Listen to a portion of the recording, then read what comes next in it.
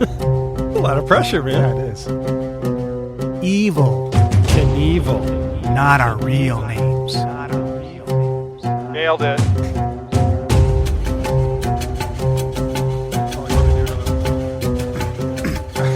Oh, you want me to do my bit? Okay, here we go. Who are those guys? You're gonna love it. It's just a little independent. That might have been too much, man. Because I hate to listen to my voice. You Yeah, know? your impressions are great, and you must not stop doing them. Write us at alittleindependentpodcast.com and tell Ryan not to stop impressions, please. Please. This won't be on, will it? Yeah, this is going. This We're rolling? The polygraph is on. Oh my gosh. I am so excited. I'm just going to get into it. I'm so excited for this episode. Yeah. Who are we? What are we? We're a little independent. Down, down, down. Didn't we just come in out of the song? We did. Down, Welcome. Down, down, down. Two Little Independent Podcasts, the podcast where two friends talk about independent, obscure, just plain weird movies. My name is Ryan. And I'm Todd. Hi, Todd. Hi, Ryan. I'm really sorry to have broke the chi of our intro, but No, your have excitement, your exuberance for giddiness. this, because this is, for those of you who listen, and we thank you for it, Todd has been pulling a long game on me the past few episodes that I did not know about. And this episode is his. It's a master stroke what he's done. And it's been really cool. I didn't put together what he had done, but we did suss out this is episode 31, and it is St. Patrick's Day. Yes. Shamrocks Right, abound, I and could neither give one a of us shit. wore green. We are in I can give a rip. uniform. I really do not think about this holiday at all. No disrespect to anybody who loves it, but in Chicago, they dye the river green and all that, and it was usually a Tuesday, and I just looked at those people like, y'all took off work to stand in the cold for this? What movie was that? Was that Fugitive? Or was Oh, that Code of Fugitive. Silence? Or is it Fugitive. in both? Oh, Is it in Code of Silence definitively in The Fugitive. too? Yeah, okay. But the Chuck Norris That one's classic going back a bit. Code of Silence. What's funny is at work, I try to do these funny things every once in a while. I used to do it at the resort, and I do it at Loom, and I did Chuck Norris facts, and I didn't know if they'd land, but it was Like- kind of funny that Like in a morning meeting. yeah, Or, yeah. and there were some laughs, which I thought was pretty cool. Did you But tell Code of him about Silence the is jeans? Did you tell him about his own jeans where you could Gene kick people line- in the head? and I that's getting me remembering Code of Silence. Yeah. And that had wasn't it Dennis Franz, all the Chicago actors. Yeah. Chicago cop actors. Yeah, and I think we've talked about this on this podcast we before. did bring it up Oh my once gosh, before, okay. yeah. Well, looking forward, we're talking about a film coming off of the last episode, which not a lot of similarities, so I guess we're jumping polarity here. Nothing to... Yeah, the Nobody's gonna catch a trilogy trend. is my last The trilogy, three. yeah, your last. Has nothing to I do should have with said your. nothing to do with mine. But every once in a while, our episodes kind of organically link up in weird ways. The Emilio Estevez Yeah, right. duet we did Right, was right. pretty cool. But this week's film is The Bad Batch from 2016. Not to be confused with a couple of other titles, specifically The Bad Batch, the Disney cartoon, which is actually quite good, to be honest. And Not a current sponsor of this podcast, I think. didn't Star Wars keeps popping up when you Yeah, try that's to the Google one. it? It's the Bad Batch. Oh, you no, said I didn't say Star Wars. Disney owns Star Yeah. Wars, so I get it. And there's another movie called The Bad Batch about some college kids who try to eat. Do you know this? No, Oh, they try to eat the world's biggest pot brownie or something. I was going to say it has to be drug related, Yeah, just yeah, it because does, so you're nodding, it 'cause, fits yeah. in with everything that we've been Right. talking about. So, if we're weaving themes of yours, Yeah, you definitely are. You create a unique picture and a consistent picture in some way, and I think people catching on to. I don't know if people can pick our films out of a hat, like who did what. But it that would might be be fun. easier for you than me Yeah. thus far. well, I don't know. Zombievers would definitely be a giveaway. Yeah, okay. But at this point with you, who knows? I mean, I wouldn't do be jump surprised around. now. Yeah. You know, Trailer Park Jesus, you flipped the switch. You changed the game for me. Yeah, I had to. I couldn't be the And same. I think I said it on that episode, and I'll say it now. That changed it. I'm like, I don't know you. You did it. You goddamn magnificent bastard. You did it. And, I read that your was cool. book. Yeah. But this one, you and I had talked kind of organically about this director based on another movie. Yeah. So, do we want to talk about the trilogy first or her first film? What do you think? At this point, I'll just say this is The Bad Batch. The film description is in a desert dystopia. A young woman is kidnapped by cannibals. Yeah, You think that's a good description? it's a good start. That is a good start. I will say, ... as I was discussing this morning with my son. What? Cannibal. The look of parental distress on your face towards me. What is wrong with you? Exactly. I should have continued. I should have spoken. I should have continued.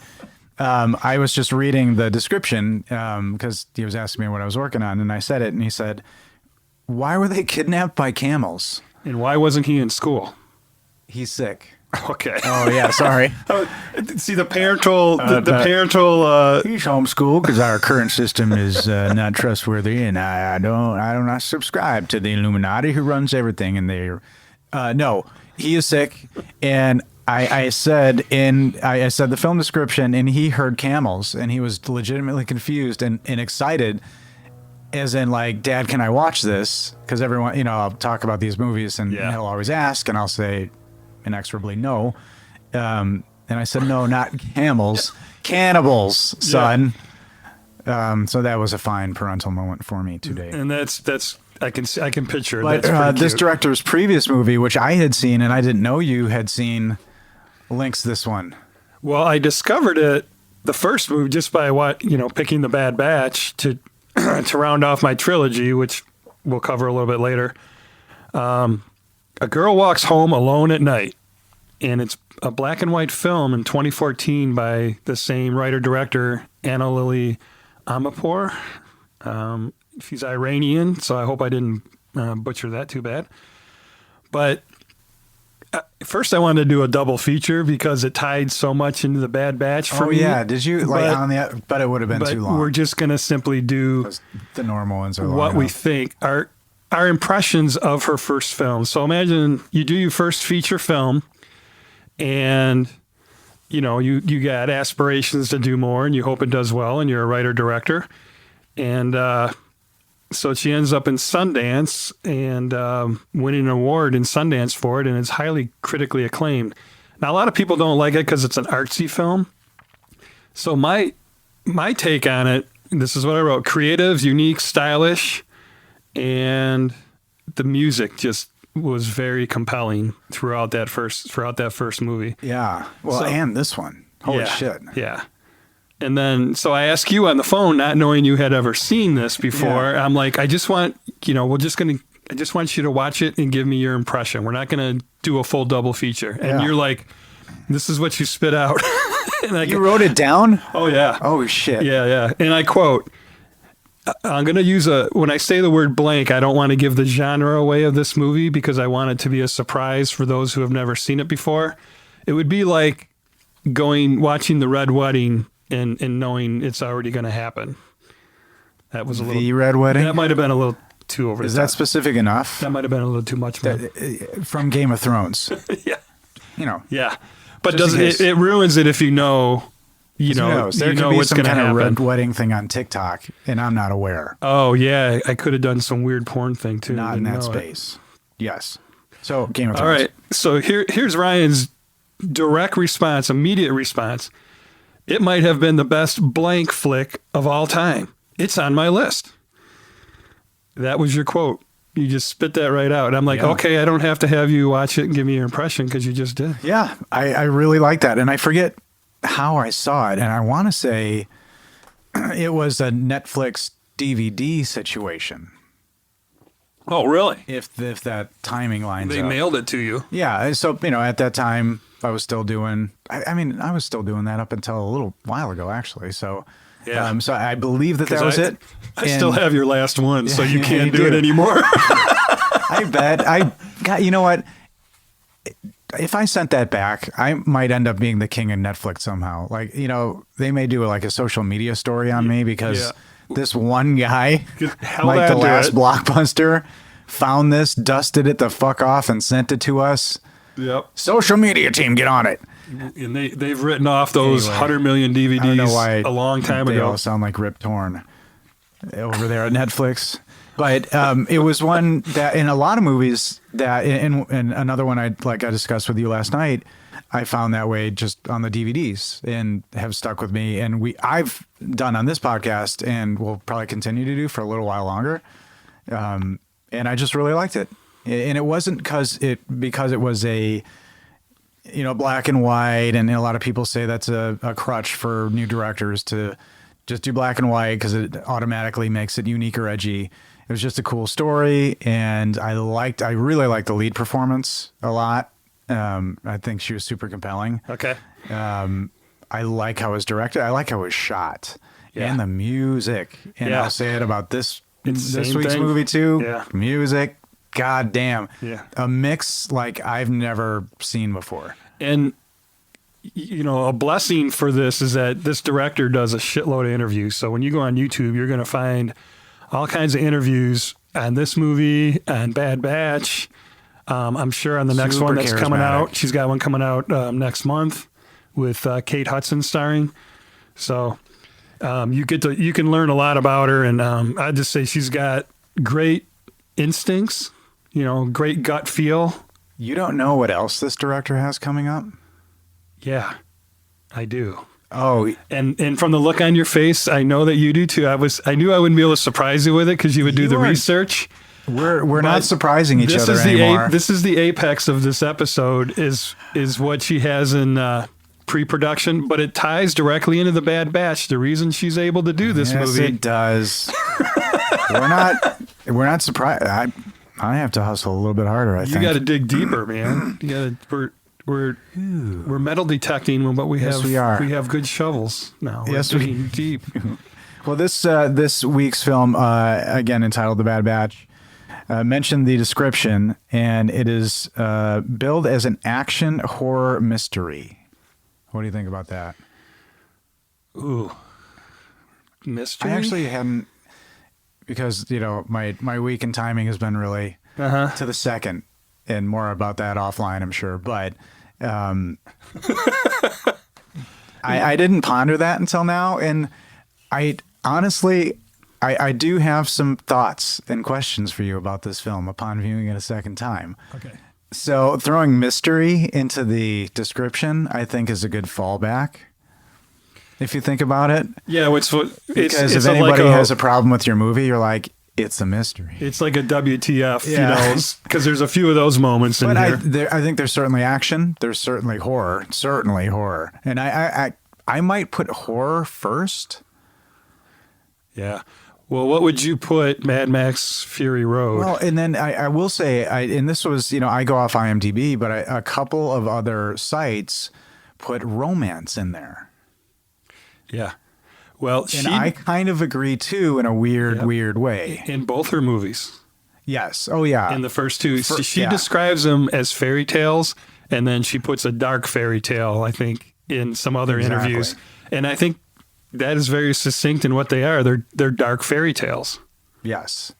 because of the endings. But this movie, and I'll just say it right now, very sexual.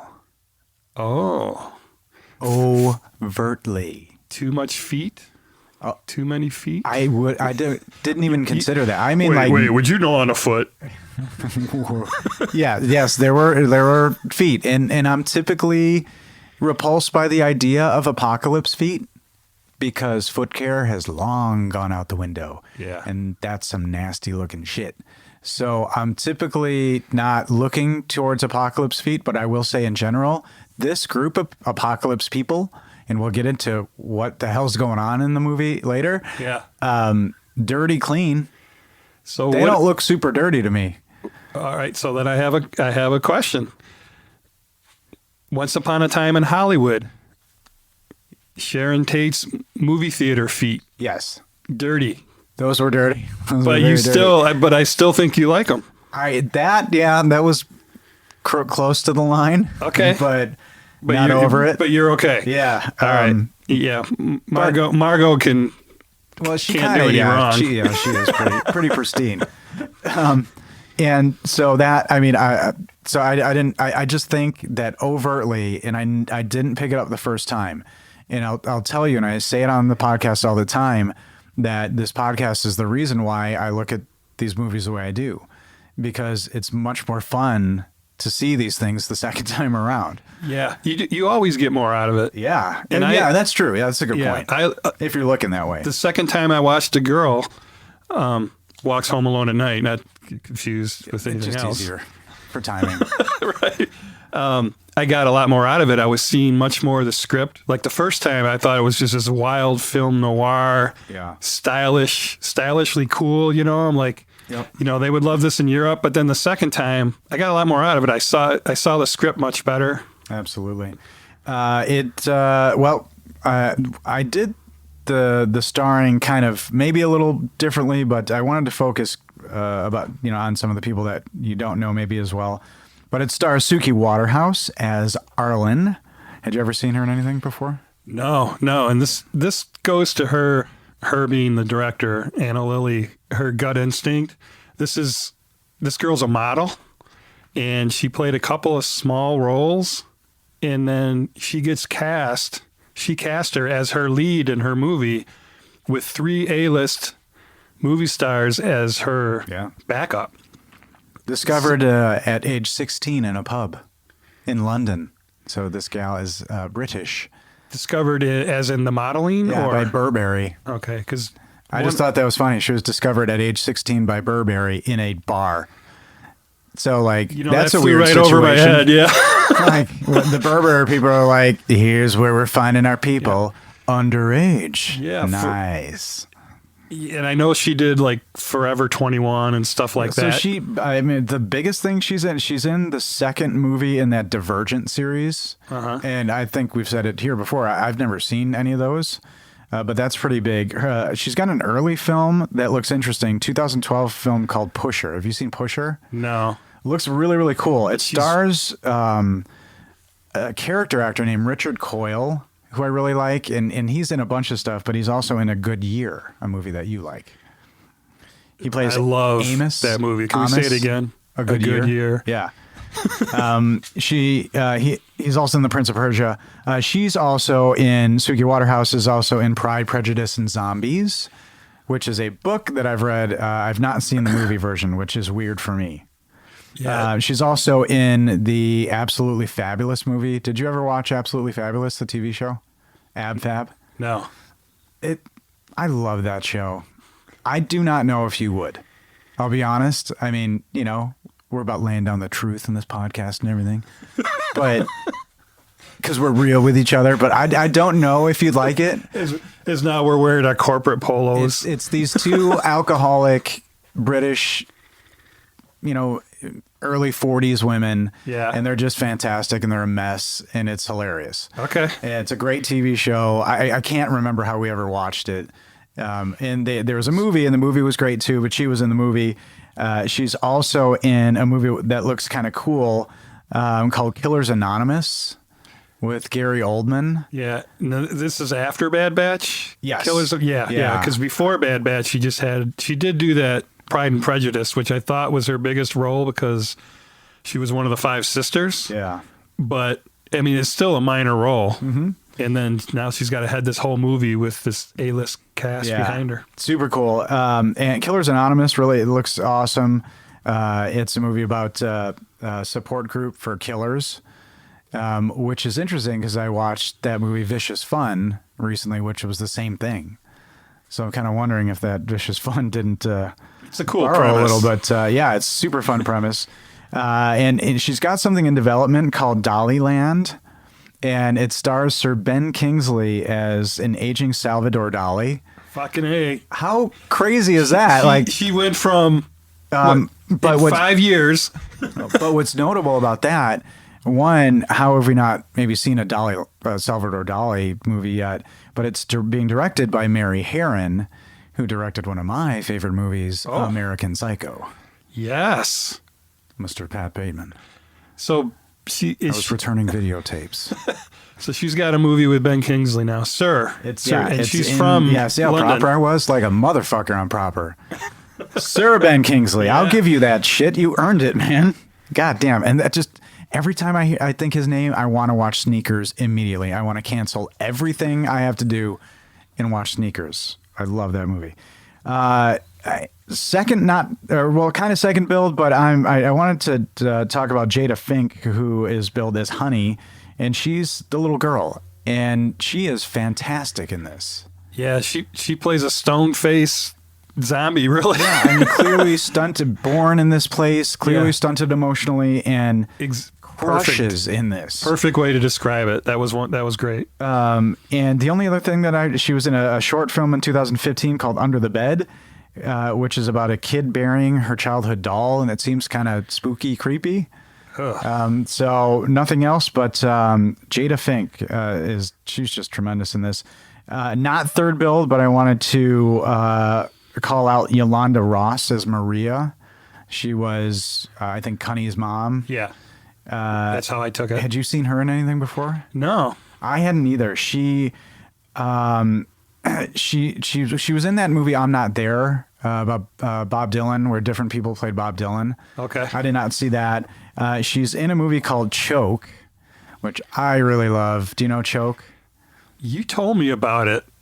Did I watch it? I think I watched it. It's from Chuck, and I don't know if I say his last name right, but Chuck Palahniuk, who wrote Fight Club. It's from a book of his. Yeah. And it's just as fucked up and crazy. Who else did we have? Sam Rockwell is in it. Medieval reenactment people is kind of the setting. But she's in that. She plays cute teacher. She's best known for IMDb, a TV show called The Chi or The Chi. I'm sorry, I don't know how to pronounce that right. The Get Down. And she was best known for a movie called Antoine Fisher. Do you remember Antoine Fisher? I do remember Denzel that. Washington naval movie. Really, really good movie. Yeah. I like that. Which is pretty cool. And then it also stars a couple of people, Jason Momoa, a little indie actor, I think you know, Jim Carrey, Keanu Reeves, and my standout of all of the, what people could call cameos, because people have just called these cameos. But my favorite of all of them, Giovanni Ribisi. Oh, yeah. He makes a hell of an intro when he whips that tarp up. Love this guy. And we'll get there when we talk about that fella. So all those big names you just named in a row, 4 of them in a row, all those male supporting actors, she got on board from her first black and white film. I know I keep repeating it, but I just want that to sink in for any filmmakers or aspiring filmmakers or any of us that haven't made it yet. There's a lot of speculation in the reviews about like how they got these people and who owed a favor, and she tells you in her interviews. It's fascinating. So people should just kind of look around a little bit, maybe sometimes before commenting on things like that. Yeah, it was earned. But so written and directed by Anna Lily Amirpour, who best known for obviously A Girl Walks Home at Night, which is based on a 2011 short film. She's done some TV. Legion, I know. I've heard of that show. Castle Rock, which is that show that's aligned with Stephen King, which I just love Stephen King. I do not know why we're not watching that show. Yeah. I'll have to think about that. The Twilight Zone. And then you mentioned that movie Mona Lisa and the Blood Moon, which is the one with Kate Hudson.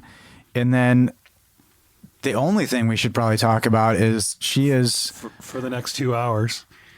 And hopefully, she is directing a remake of the Sylvester Stallone. And I'm telling you, classic. I fucking love this movie.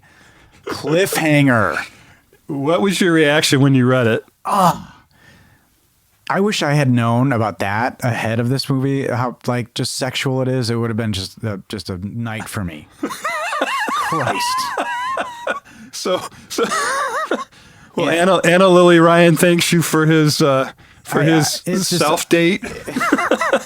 I mean, it's one of those things where I initially thought, why? Don't mess with the classic. And it is a classic. That's to what me. I was afraid of. You But- were going to be upset. But why not? It's a fun story, right? Thieves trying to recover money on a mountain. You have to use Yeah. these unsuspecting people who have these unique talents. So that what, fine. Yeah. Up to it's it kind of made me redefine when I say a classic and not making that word so weighty. It's a classic. Don't touch a classic. And Yeah. that would have been my first reaction initially, but no, fuck yeah, remake it. Yeah, and another thing is Momoa is a rock climber. And he's attached to it. Yeah, he this was in one of the interviews. I'm kind of cool with that, but he's a legit rock climber, so it's going to work. And that's a movie where you're going to have fun with casting the Michael Rooker character. Lithgow, baby. You're Who's going going to to have play? a ton of fun and a fucking difficult time Yeah. casting. I mean, Lithgow's villain in Cliffhanger is so just buttery and sweet over the top. I mean, it's delicious. It's so good. So over the top. He's affecting the sort of British accent, and we need insulin. Would you have thought of that? Oh, God. Anyway, this podcast will be 17 hours long, and hang in there with us. Don't care. If you don't. We totally understand.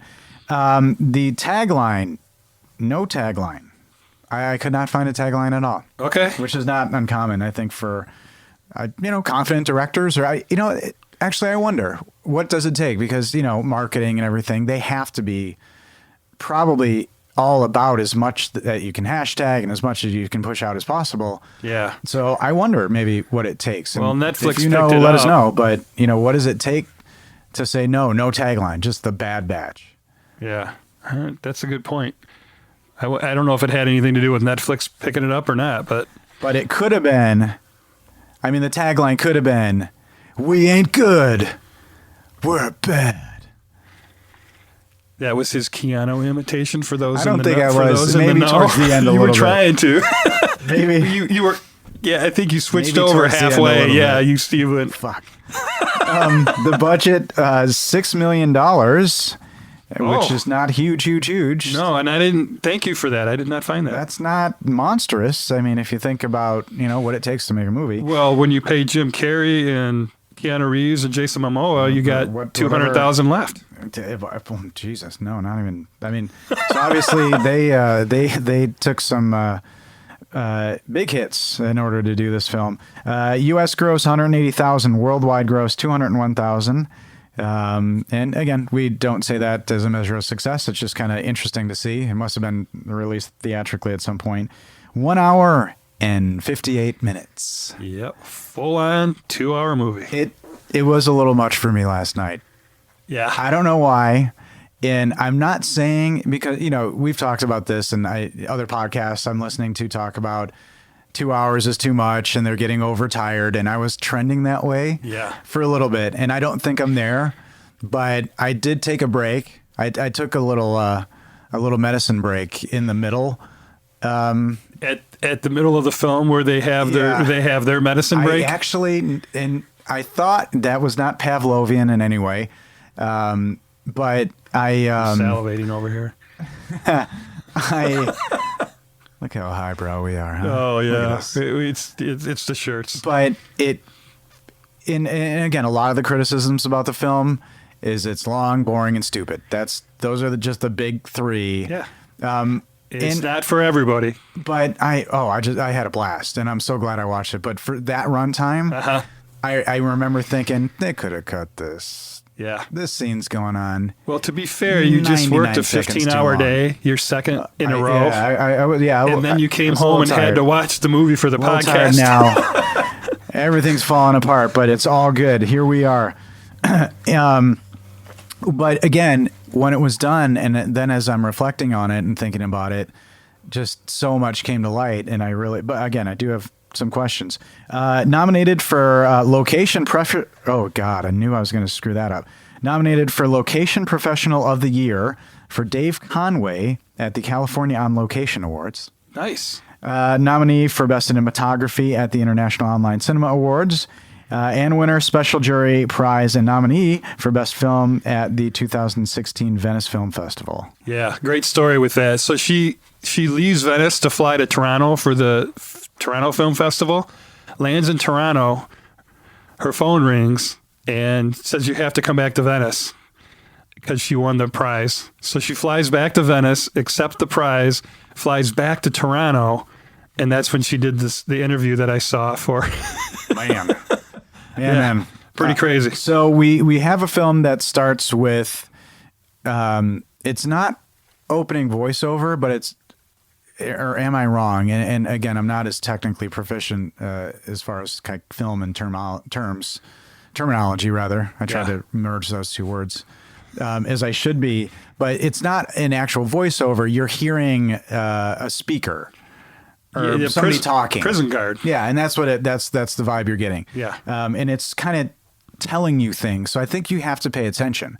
I watch with subtitles, and whenever I do these, I should say I try to go back to the first time. So like I never saw it before. Yeah.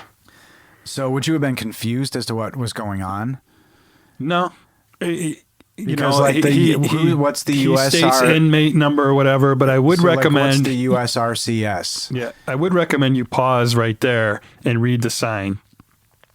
You know, if you're talking about the warning sign. Oh yeah. I have it on my phone. Yeah, because you definitely want to read that to set things up. So there's people, there's an organization talking. The Bad Batch is mentioned. If you're in Bad Batch 0055855 through this.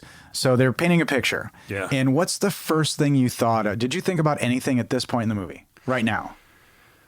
It's a tough one because the first time I saw it was a while ago, for really? my first impressions. But like this would probably stick out to you. Escape from New York.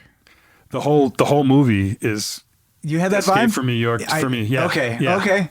And I do not I don't say that I don't think that's a bad thing necessarily because the feel of it is totally different. But that's that vibe. And I think Escape from New York kind of set a movie I goddamn adore. And again, my love for Kurt Russell is well known. So oh God, today's his birthday. Oh my God, Kurt. I didn't know. I'm sorry. I saw it on the news this morning along with Nick Lowe.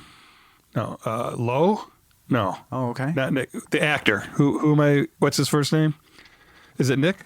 Nick, you went first name, actor, last the name? Not Breakfast Club, but the Rat Pack or Brat Pack or whatever Rat guy. Pack, Rob Lowe? Rob Lowe, thank you. I knew Nick wasn't right. Wow. Nick But Lowe you said Nick Lowe. is a musician. Yeah, okay. Help me now. Shit. Your face was blowing up. Yes, because I felt like I like you were moving at a rate of speed, and I wasn't there, and you were synthetic, and you've arisen. You've become the dream, Todd. You've become the dream, and I can't enter the dream unless you enter me. Life is the dream. Sexual, and I can't create life without entering you. Now we're trying to do bits. Look at us. And the one thing that I sussed out is Bad Batch is a thing. There are numbers, and Arlen Mae Johnson. Yes. So, and I like this. And you see some visuals I really like. The triangle, for example, that morphs into that fence. It's totally impractical, but it looks really cool. Yeah. And so essentially, she is processed, sent through a gate, but you do not see any other person. You see nothing. Yeah. Give me your right ear or left ear or whatever it is. And the tattoo sounds I really liked. And it just made me want, because I love them, but I loved some of the sound design in this movie. That tattoo, starting with that. So great. Her being kicked out the gate, very escape from New York. Just dropped off. You're the undesirables. This is where you go. Whatever happens, good luck. Yeah. So that kind of I'll just briefly say what the trilogy is since we talked about it.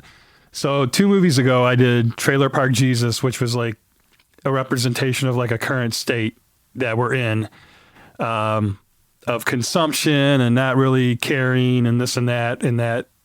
And then the next movie was Chloe and Theo, where an Inuit comes down and gives us a warning about changing our ways, or, bad things are coming if we don't. And then here we are, the uncaring, non-attached society has come to this point, and there's poor Ireland kicked out the gate. Here we are. And you know what? I've said it before. I say it again. Thank goodness for you. Giving this podcast meaning, truly celebrating these directors and writers, and making up for all my bullshit. Well, if it wasn't for you, there would never be a snicker, a laugh. There would never be any joy in this podcast. True. It would be like this dry. But what I find is really interesting between watching styles and how we watch things is when I got up last night to take a photo of my television, of that sign, Jess says, "What are you doing?" And I said, "I'm taking a photo of the sign." And she's like, "What for?" And I said, "Well, I think I might want to talk about it." And she's like, "I don't care, actually. It's more exciting if I don't know." And I was like, holy cow. And I don't know if I didn't do it the first time. So maybe this podcast is truly. So you were being the analytical one, and she was being the loosey goosey. Like, I'm here for the ride. Just sit your ass down. What the fuck's wrong? Take your medicine. Yeah. And that was really fascinating to me. Just the difference in how we approached it. Are we having an effect on her? Oh no! I think she's Okay. typically that way, and she's always smarter than me at figuring out if it's a whodunit. She's usually there. I usually never get there. She does. So even without having to get up and look at that detail, that's just how her brain's wired at a better and higher level than me. You can pick out the adult never-ending story actor. And there you go. There's my wonder twin power with my clearly superior wife. Oh, that was funny. And I like a lot of these visuals, that wide shot of the fence, her going in, you see a close up of her bag, and there's a patch that says Texas. So that kind of makes up for her bizarre accent when she eventually decides to speak. Yeah. So they give her a sandwich, a gallon of water. Yep. She's got a backpack. And so she eats. And, again, my thing, like my hero, Jason Mantzoukas, gross eating sounds when she's eating that sandwich. Oh, really? Not Skin of the Wolf level bad, because we have not. I was going there. Close yet. That is our benchmark. But this is like Skin of the Wolf -2. Yeah. So Skin of the Wolf is our 0. Is that a gross you out sound, or is that like an exciting sound? No. Oh, I hate those. Go back and listen to it if you don't listen to our podcast. Go back and listen to the Skin of the Wolf episode, and you'll hear my repulsion. Episode 5. Yes, that's episode 5. This was a nasty one. So it was Skin of the Wolf like -2 or -3. Okay, so this is a runner-up. It was pretty bad. And incidentally, both my movies, and you'd think I'm almost doing this on purpose, but I wish I could claim that, but I'm not. And so she enters. What are all those things on the ground past the sign? Yeah, it almost looked like white clumps plastic. of paper. But are they the water jugs? Either that, or it's all those fine comfort papers. Like, maybe, but they weren't moving or blowing around. Right. I thought the same thing. But it could be water jugs. There are some camera, effects used, like in-camera effects used throughout the film. Yeah. Not just in the tripping scene, but where the foreground is moving. Yeah. But again, I was close to the screen because I was taking a fucking picture of it with my goddamn phone. He's like, "Get your head out of the way." And she's like, "Maybe they're the jugs," and I'm looking at it. Like, I don't know. Yeah. Could be paper. It's not moving. And I turned into an old-timey prospector. And the ridiculousness of what I was doing was setting in, so I sat down. But so I kind of wondered what those were. But she does pick up a flyer, and all I saw was it was something about a dream, which was kind of interesting. And it says "Find comfort."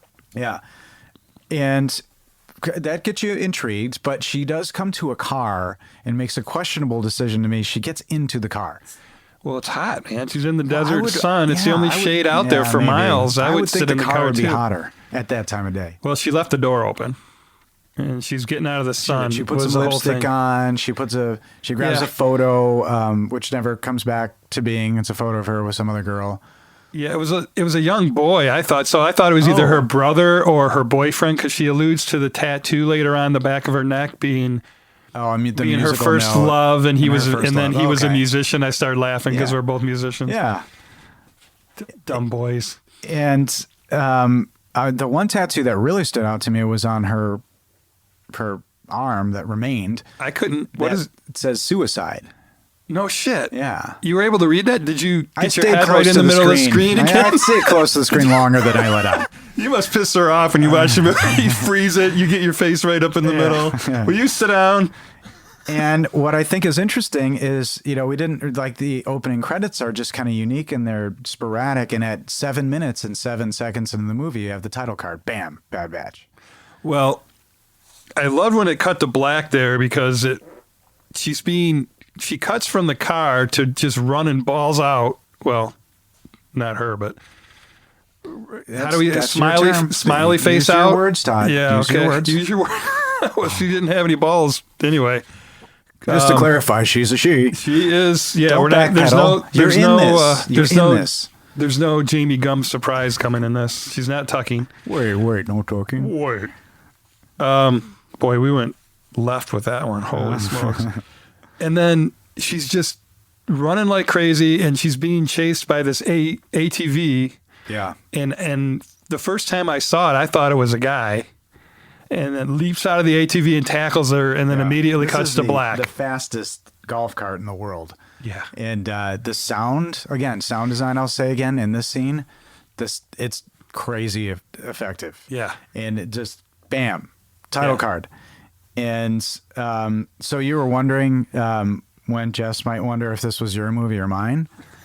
At 8 minute 13, she figured out it was you because she thought, she's like, this is a Todd movie, woman bound and gagged. Okay. So we're not out of the woods yet, buddy. We're not. It came.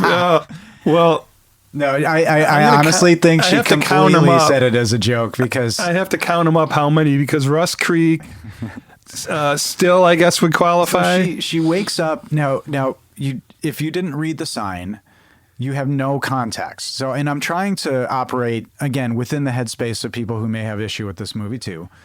So she wakes up underneath what looks like the frame of like the husk of the body of an aircraft, like a major Yeah. airliner.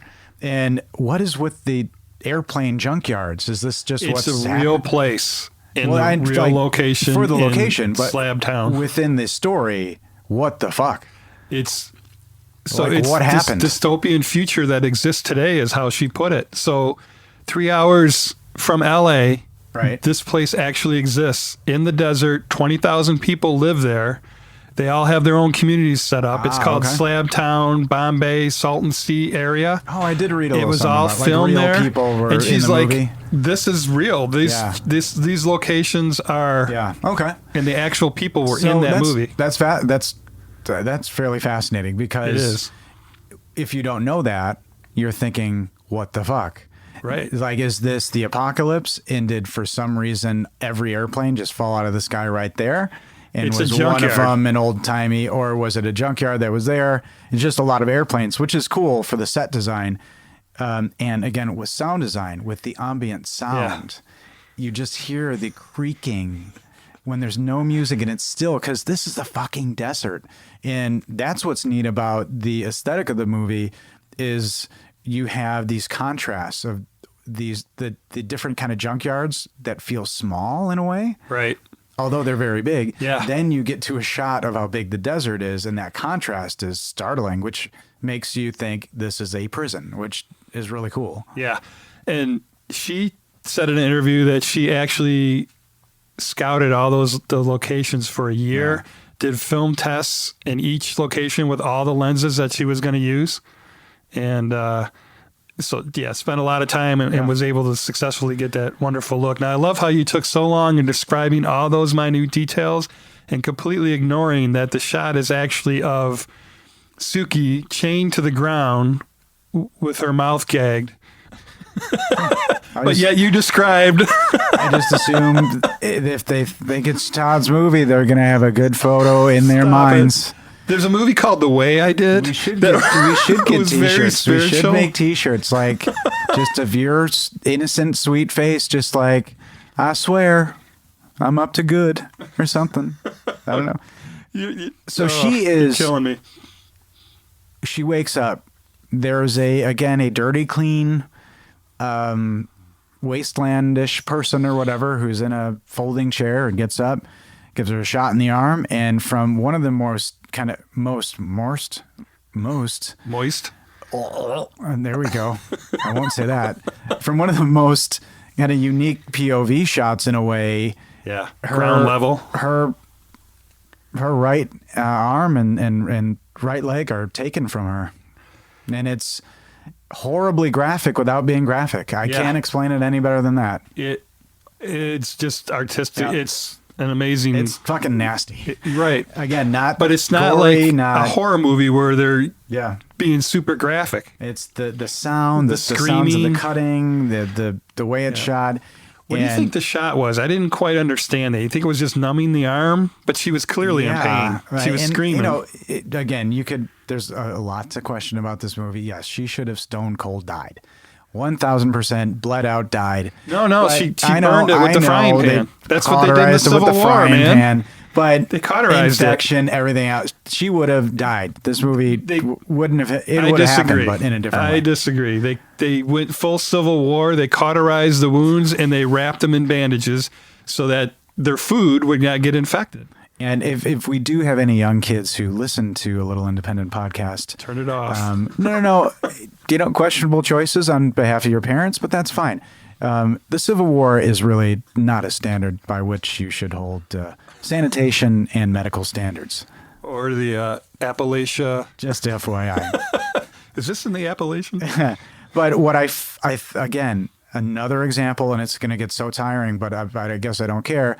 The use of music, because I never realized one of the scariest things in the world is the sound of Ace of Base. Because that Ace of Base song is the most eerie thing in the entirety of that scene. That was the hardest song for me to Wasn't it the understand. Sign? It wasn't I Saw the Sign. I forget what song it is, but you know. Oh, that she won't. Oh, isn't it the baby? That one. So she's getting her limbs sawed off to that song, and it's I terrifying. didn't. Nothing is scarier than Ace of Base. And then I will go right into, I'm going to call it the beefcake montage. Muscle Beach, Yeah. Venice, Muscle So Beach. we have the Ninja song, which is a total departure from the previous music. And that's what's unique about this movie, because the music is so frenetic and schizophrenic. It's all over the place. You know, even the songs are all so different. Yeah. And that's what I think it works. It didn't bother me, but She actually has those songs picked out with her storyboards and sends them to the actors. So when they're reading the script, they listen to the music at the same time for that cool. scene. Yeah, pretty cool. So they go to Beefcake Land, where it's just dudes with no shirts. And then I looked, over at Jess. I'm like, happy now? Yeah. It's fucking beefcakes everywhere. They're all glistening, looking good. I'm thinking everybody's fed. Everybody's doing good. Everybody's fine. Jason Momoa seems to be the leader. You get that feel, although it's never addressed. Can't really tell what's happening with him. But Well, when you look at him, you're just like, okay, he could kill anybody he wants to. So, and we could get into these things ad nauseum, but to in the interest of time, you have these different pockets of where they're living, and some of it seems okay. It doesn't seem that dirty. It doesn't seem like, usually I can smell dirtiness through a movie. I've said that before on this podcast. They didn't look like they smelled that bad to me. I don't know why, but just a weirdness. And I would liken it to Lawrence of Arabia, because in the desert, why do you like the desert? I like it because it's clean. there is something to that. But you could say arguably those people would just be filthy and nasty and disgusting. I mean, Jim Carrey is probably the dirtiest of all. He is. And maybe that was his choice. But so they have these different areas, and she it cuts back to her escape, and her escape is interesting because she decides, again in a graphic scene, to just without showing anything. well, no, we're talking about different things. The shit No, scene. where she, they just show her Yeah, well, I mean, taking a dump in a pan, yeah, and then cut giant. I mean, this is several weeks. If she was blocked up, it all came out. to. That was a hell of a sandwich. Yeah. So she just covered herself. Well, adrenaline will make that happen. Okay, but wow, and again, I have a tough time with that kind of stuff. You're holding your stomach right now. I don't like, and I kind of got a little like. I'd want to escape, Todd. I would want in that, ladies and gentlemen, all of you, I'd want to escape in that situation. I promise. I wouldn't do that. No, I'd stop there. And you notice there's a guy chained up with a missing leg watching her. Yeah, Like, and there's bunches of them all over the Yeah, place. yeah. So I'm starting to put it together. They're gnawing on these people. Their and food, They're yeah. their food, which is odd because you find out there's other food sources available. So it's clearly a choice, in a way. I don't think and where they're at in They got the rabbits, bridge people. They got rabbits. They got Well, that's other in stuff. Comfort. They got other stuff. Where? It's a choice. In Comfort. Go take that. Go Find take some down rats. Comfort. Go find some desert animals. But so she finds a way to escape by covering herself in feces. She has to be washed off, and she murders her attacker. Yeah, She's dead. That's a dead person. she's being drugged. After? Oh yeah. Okay. Yep. She grabs a piece of rebar as she's being drug away to be washed up, and then she hits her in the leg, and then hits her in the head twice, and that Goodbye. she is gone. And she escapes on a skateboard, which skateboards figure prominently in the movie. I didn't get the symbolism. They're in the DJ scene later when people are hooray with the Yeah, skateboard skateboard city in California. So all I'm thinking, she's on her back on the on the desert floor, and this is a length scene. Like, this is one of those scenes. They have her, and she's scooting along. She's got one leg, she's got one arm, and she's lopsided, and it's just her scoot. I get sound it. effects. I know, but Too slow? An hour and 40 Yeah. feels a little hour 30 maybe. Well, I will say most of her awards are in European countries. This has got that feel to it. They are better than where us. they They're they patient. like They're they more accept patient. that. Yeah. That's true.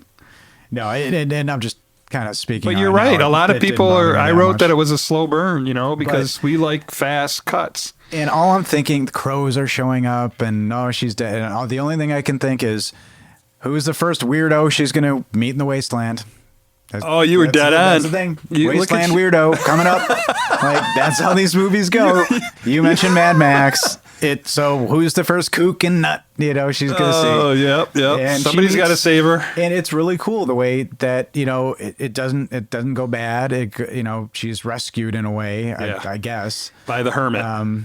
by somebody in a shopping cart who deposits her in Comfort, which is another little outcropping, a little town. It's a fortified city, fortified with containers, Yeah. shipping containers with Uzis on. People standing on Uzis. And I with noticed Uzis. shopping cart guy again didn't look like he smelled that bad to me. No. His Nike shoes. Should we super say bright who white. he is or no?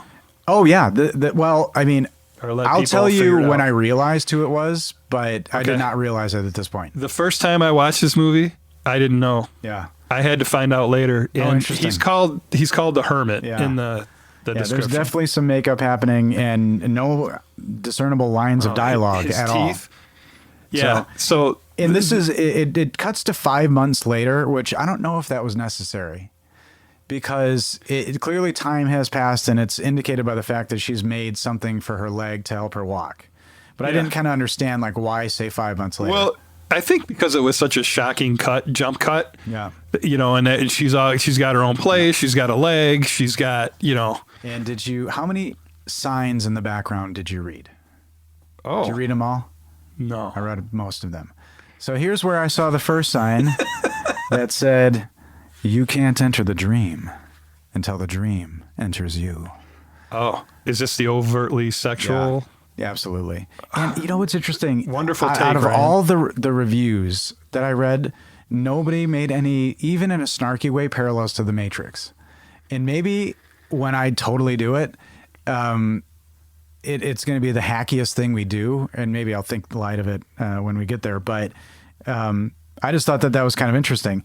And so again, you have another background. There's just kooky stuff. You know, the Muscle place had kooky stuff everywhere, different weird things. This place has different weird thing. Comfort has a stripper on a stripper pole, and you know, a guy chained up over here, and people in lounge chairs. Yeah, if we see she People has a getting prosthetic tattoos. leg and she's walking normally, and then your favorite character actor is about to do his intro. Yeah, right in front of a sign that says LSD/massage comes a rambling I love how you got all those. I think Noodle Lady was the only one I remember. the demon. Oh my god! Give me the fucking noodles. Yeah, if Noodle Demon Lady isn't a T-shirt, I don't know. What is. That's a hashtag. But I'll have holy the shit. T-shirts made, people. So the first screaming monster crazy person comes out, and I will say, and probably to this actor's credit, this was his choice. He looked dirty. He looked like he smelled bad. Oh yeah, He was the first and one. he's batshit crazy. Yeah. And so you have a rambling man. And do you know this actor very? First time I ever saw him, I think, was way back in the 90s on an episode of Friends. Like he was somebody's younger brother or something. And it took me a minute because he didn't, I don't think he had makeup or prosthetics, but it's Giovanni fucking Ribisi, who again, That's his middle name, I folks. love. Yeah.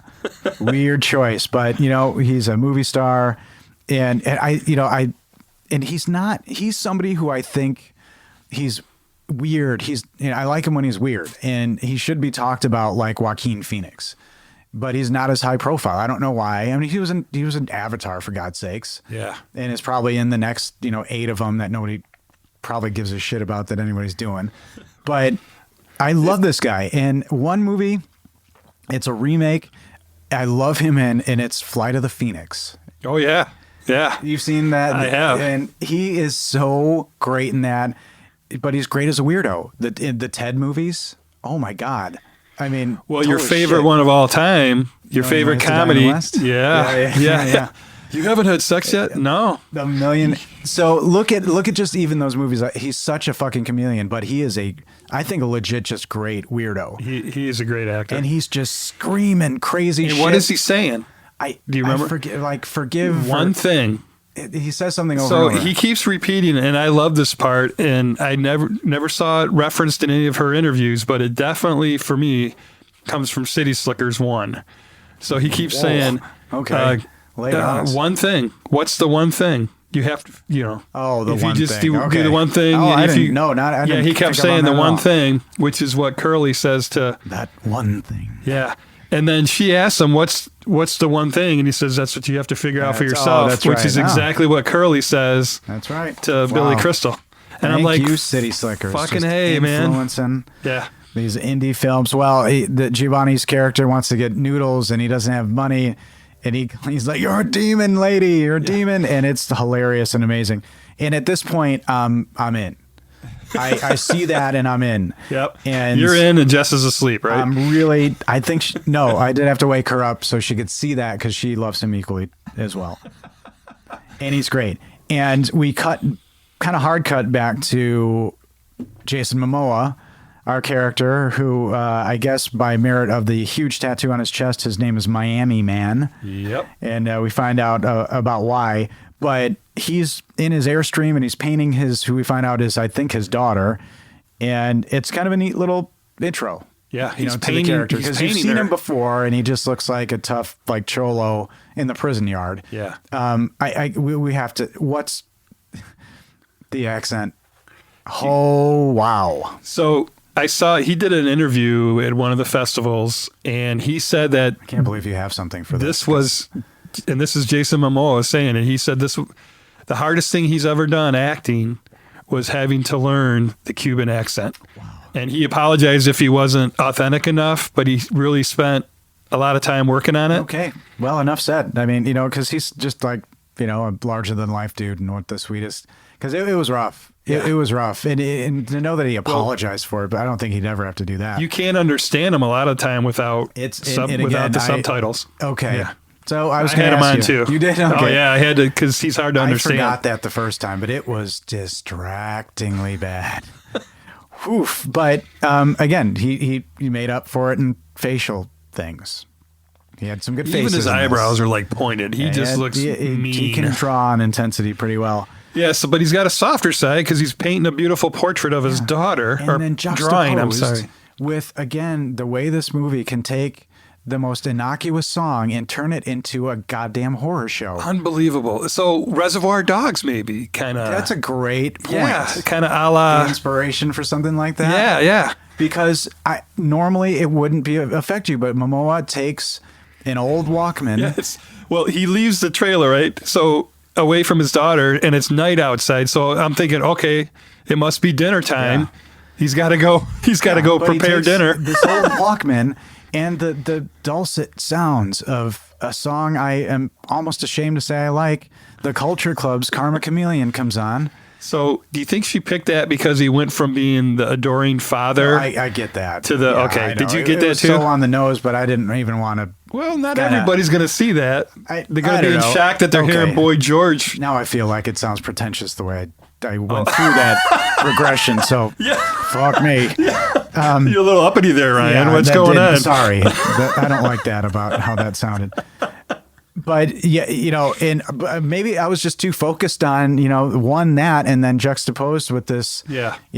typical college kid going, "I can't do this again today. Please don't. Please don't. Please And don't." Whoever that actress was Yeah, that was incredible. I not mean, I phoned was in, yeah. terrified for her. It was a horrifying scene, and and again, this is a way that she builds tension because he and to her credit, I think when Momoa's thinking like in the standoff, the one of many standoffs he has, Yeah. but with Moped Guy, the longest standoff and the longest moment of thought I think ever captured on film. Hey, she Holy loves Christ. spaghetti westerns. I tell you, that's Good, Bad, and the Ugly got all over For it. sure. But wow. And he breaks her neck. And so now, Now, I have a question at this point. yeah, Was that an act of compassion? I don't know what he had done before. I assume Cut her arm off. She was standing there with her arm I missing. assume that there maybe was something else going on And too. she said, "Oh, look at you. You, This is the desert. It's the wasteland. I don't care how high his pants are hiked up. He's a fiend. That was- He's doing the dirty stuff. every time the wife's not around." Yeah. Okay. And I assumed, okay, again, I glossed over he did put the Walkman on, so he did not hear the screams. So Well, then, yeah. you're setting a moral compass for him. I get it. But if you I'm asking the question. It makes you think. if you set aside Apocalyptic Wasteland, all bets are off. So that's interesting to me. I think he just went to go take a leg or an arm for dinner, and because she was out of compassion, as weird as that sounds, he offed her, and then the grossest butchering. I Oh, mean, the you watch a scraping lot sound? of Oh, you watch a lot God. of Texas Chainsaw. This is your That is a huge, yeah. This is your nastier than thing, all- but yeah, did that's it really? scraping, and then it cuts again.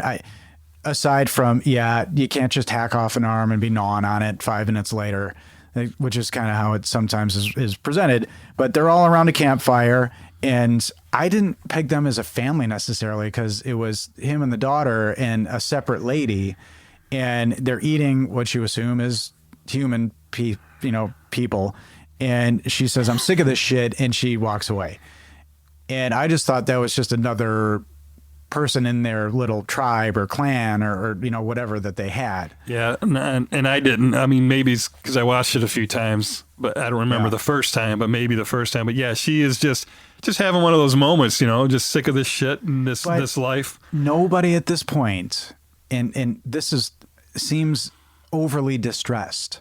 Nobody seems like they're looking to escape. They all seem pretty content.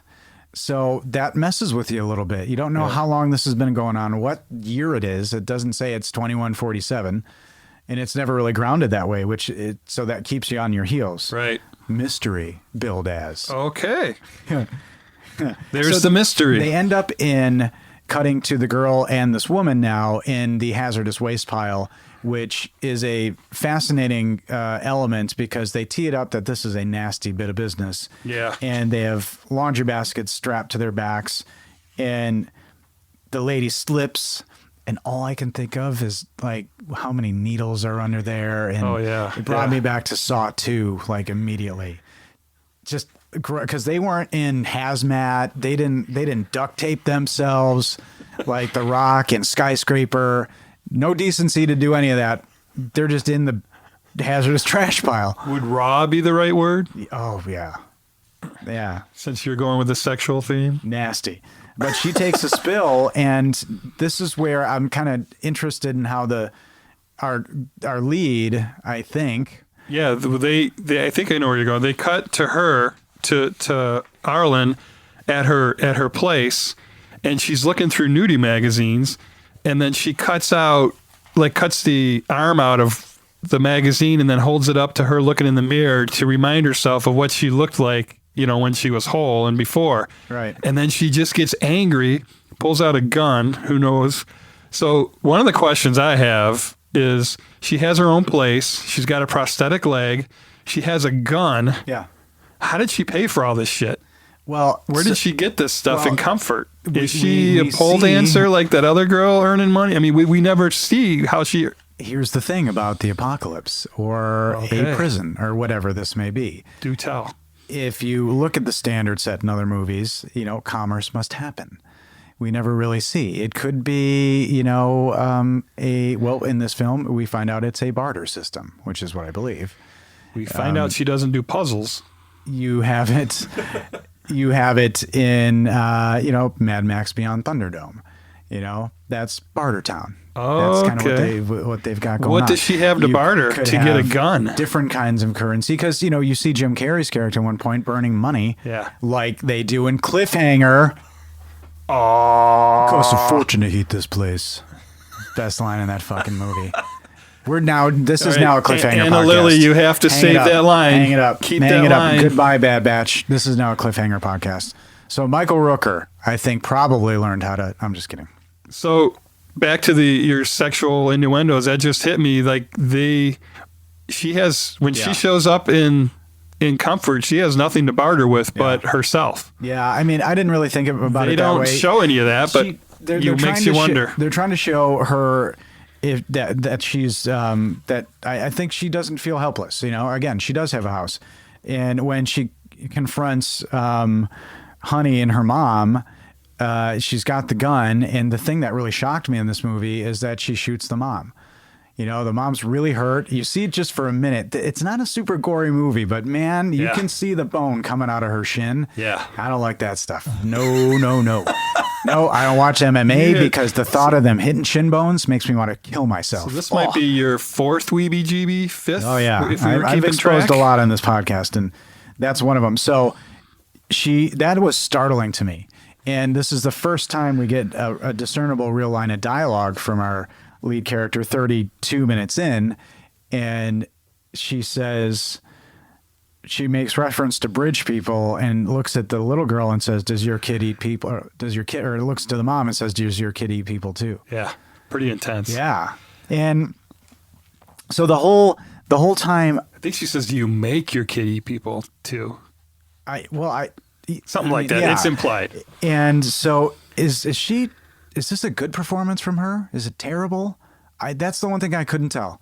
Yeah. Was that a good accent? Knowing she's British, I don't know. Yeah, when you hear her talk, she's full on Yeah. Kate Beckinsale, British, London. It just, she was, her toughness, and when she, I think, her, when she doesn't speak, and that sounds bad, Yeah. but maybe is why she got the job. But I don't know. Like, she should be probably huge at this point, and you don't see much, or maybe a COVID affected Well, she sent a tape to Anna Lily. Anna Lily saw the tape, and her quote was, "Who the fuck is that?" And then Suki went over to her house, and she said they just stared at each other and glared. Like she just had this instinct, like, "Oh, that's my Arlen right there." Interesting. Yeah. So there you go. Either way, I think she did a good job, but I got a little confused when she started getting into that dialogue. And Well, she says, "Yeah, I did that too. I begged and pleaded." and where I started to notice the little girl, because kid actors, you never can tell, is when she shoots the mom, and you don't see the bullet go in the mom, but the mom's on the ground. Yeah. Is it here? There's a little hole in the Is it head. Yeah, you Okay, do see it, but it's not close up or shot or bleeding. I Yeah. stood up for that one. I watched a lot of the movie standing up, actually looking at it. Now that I think about it, but the girl sits down and has no reaction to this, other than to push her mom to try to see if She her mom's doesn't- awake. She's been sheltered, I think, and doesn't know what death even And is. She's clearly born here. So she was born in Yeah. this and is an emotionally stunted. So that's bizarre. I mean, she's seeing horrible shit just all the time, and that's all she knows. And that was profound. I think that was pretty cool. And Well- a great performance from the kid. Yeah, and she doesn't know what dad is because she's pushing her mom to get her to wake up, and So that's heart wrenching. Arlen takes the kid. It's like, you're mine now, and which is interesting because you think that's a burden, or I thought you were going to sell this kid, and She just didn't want to leave her That's how there. you got She's the like, line. I can't just leave her here. I have to take her back to I thought she was comfort. selling her for sure. You are terrible. Well, I've seen enough of these movies. She's not selling her. Well, she just stone cold killed her mother. I mean, like in front of her. Because the bridge people chopped her to bits and ate her. Oh yeah. So So this- she does was have on a vendetta. revenge mission. And she's handling, not having those appendages actually pretty well. I'm getting too aggressive here, Ryan. You're bringing out the you're baiting me That's again. what they want. Are you I kidding know. me? I caught on to you. I'm on to you. So she takes the kid back to her house. She along the way buys the kid a rabbit, and this is when I started to think of like, why do people need to eat each other if there's rabbits in this world and everything else? But again, she goes back to the house. I'm like, this Arlen's got a house. She's I assume there's no running water or whatever, but we find out. Oh my god. They don't have to worry about their shit, man. Oh, you take a dump. Yep. Income. You take. So Oh, I highlighted 2 points where I think your clip is. So when we come to those, I'll I think mention I them. just unzipped my fly, everybody. I always try to. Think I did it. I always try You to. start first. What I love is we get Scooter Momoa. That's what I'll call Scooter Momoa. There are motorized scooters, so we're establishing the rules of the land. So there's clearly gasoline. There's clearly electricity. Somehow, Yeah. There's clearly batteries, an abundance of batteries, and there's clearly a photocopying machine that works. that is plugged into some. Plug into something. Something. So we're good there. And so he shows up. He's got a scooter, and this whole scene reminded me of that area in Con Air where Garland Green meets the little girl in that abandoned pool, because you got in this like skateboarders in the pool. It felt adjacent to this, so this Okay. could be in the world of Con Air. I watched if a we little bit force of that a few nights ago, but I you didn't really? see. But that That's scene funny. wasn't part of it. So Momoa is trying to find his daughter. Obviously, he's got a scooter, and is this where he meets the hermit? Yeah, so he goes to the junkyard there, the toxic junkyard where he knows they went, and then he finds his wife dead, but his daughter's nowhere around. Yeah. And then cut to him. He sees the hermit over there digging in a pile, and he waves him over to him. Yeah. And then I love this exchange between the two of them. Yeah, and again, Jim Carrey. At this point, I is recognized this him. where you Oh, yeah, recognized him? definitely Okay. recognized him. No dialogue. He speaks through kind of grunting. Yeah. But they transact. They communicate. And So, I want to interject just a quick point. She got the most flamboyant, talkative actor probably of all time to do a minor role in her movie and not say a single word. yeah. All from her first film, The Little Black and White. A girl walks home alone at night. Well, I'm sure. Am I doing enough promo for her sure yet? it Am I took- doing okay? There's a handshake involved. A lunch. Well, I don't know what he You know. got paid, but and he hasn't done a movie in a long time. And he's he's great. I like older Jim Carrey. I like everything he does, but he in without saying anything, in response to understanding Jason Momoa wants to find the daughter, Jim Carrey says, "Well, you got to draw me first." He doesn't say it. or no, Jim Doesn't say a Carrey word. indicates to him that on he his drawing should, pad. Yeah. should draw him because that's what makes the mom slip. I think she's reaching for a mirror, which made me think, interesting. You don't see mirrors, so these people must not know what they look like. So I thought Jim Carrey did not know what he looked like, and this was his first way of doing it. Yeah, which was exactly. pretty cool. And then he says he writes. I don't know why it takes him so goddamn long to. It's like the end of A Fish Called Wanda. The car. He just write it down. He writes "find comfort," Yeah. Which is what the sign says in the very beginning when Yeah. she leaves the prison. and this is where the movie took that kind of bizarro turn that some people may not be on board for. I was. We have the, what would you call it? In Comfort, the carnival rave set with a hip DJ. The Burning Man. That Because had- I just want to tell you that the boom box Yeah. is from Burning Man. Oh, she like from one of those she was festivals? doing an acid trip at Burning Man and saw that boombox and went up to those people and said, "I want to put this in a movie." And that was like years ago, and they're like, "Cool." So she did it. You may have just isolated half of the people who listen to our podcast. Isolated, rejected, or turned them off. I did. Well, Is all you Burning Man. I don't even know. fans. Is that a music? I'm It's a embarrassed. music festival. Yeah, that's what I thought. So, well, it definitely had that feel because you have to wonder how are they getting power to this 300-foot tall boombox that a DJ's in, DJ Jimmy. 300 feet. That's 100 yards. It's not that bad. It's happening, man. And again, you've got plenty of power, so things are going well and comfort and you have the ambient crowd and weirdness in the background, but everybody's going the dream. They're waiting for the dream. And all that crowd is real people that live there. That it feels authentic, but again, Yeah. doesn't feel that dirty or smelly to me. Weird. And so if you curiously, Jim Carrey's not credited, but Momoa, Jim Carrey, everybody else is. They don't credit him? No, he's not credited. Oh. So that's why it's fun that he's there, but we have this reveal, like who's coming. That's when you have a big name. It's kind of like, in a way, it's a bummer. Yeah. Who's going to be who? Whatever. Yeah. It didn't really matter. If Momoa was the dream, in a way, you could do kind of like a mix and match with the characters, and I do have a question about that in a moment. But there is some sort of religious cult leader of this place called the Dream. It gives that feel. And oddly different than most of his wardrobe choices, because this dude is always head to toe in black, which Yeah. is So since we're in the future right now, and the Dream has walked out in his pristine white clothing with his Uzi-bearing harem, I want to present to you that is Jesse. Jesse. Trailer Park Jesus. Oh, okay. In the apocalyptic future. I forgot his name was Jesse. That's Jesse. Okay.